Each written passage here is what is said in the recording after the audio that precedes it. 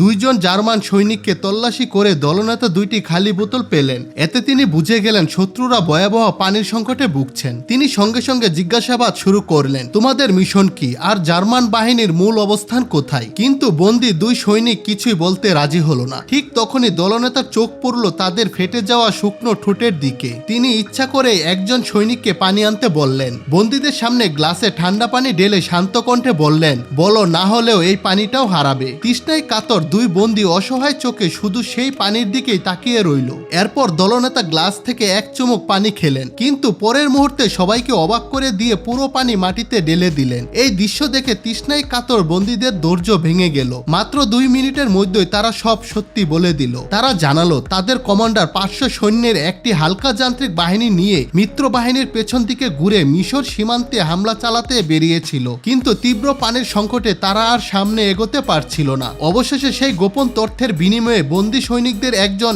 এক চুমুক পানি পান করার সুযোগ পেল। বন্ধুরা, ভিডিওটি ভালো লাগলে অবশ্যই আমাদের ইউটিউব চ্যানেলটি সাবস্ক্রাইব করে পাশে থাকবেন।